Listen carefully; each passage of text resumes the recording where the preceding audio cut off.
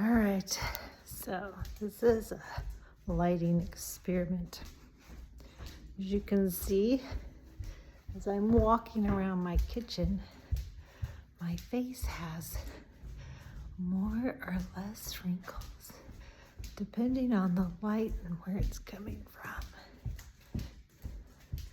So, that is one of those things that photographers need to look at when you're doing portraits of older people, and what kind of light you're using and what the direction of it is and how it affects their face.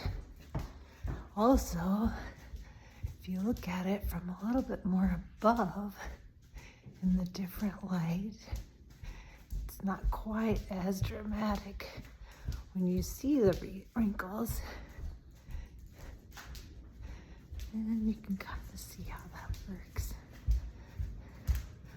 I'll tell you a story that I'll never forget. I was at a wedding and it was nighttime and I was using flash and my flash didn't fire. And the people's faces had these red splotchy, kind of a ruddiness to them. And it looked like demons. Like they looked mean and scary.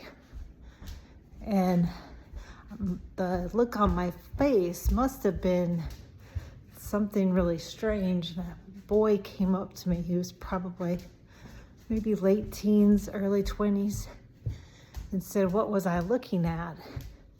And I told him that I was looking at a picture that I had taken where the light wasn't very good, and I thought it was just the fact that my light did not flash, and the way it looked made them, I didn't tell him this, but made them look evil, really scary people. And so it was really strange how he knew that I was frightened by it, because I was pretty blank in my expression, I thought. But anyway, I've always remembered that. And it's been a kind of a parable for making sure that you are using correct knowledge and the truth of people when you look at them.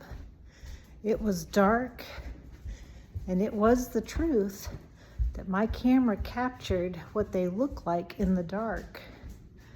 And it was the inability of the sensor to register tones and register the features of their face.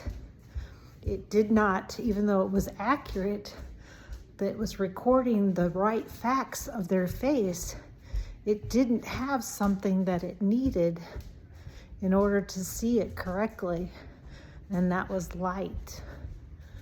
And so I've remembered that for a long time, and probably will never forget it, that when I start to see somebody as evil, when I start to see somebody as being a monster, what they've done or what they're doing or what they want to do,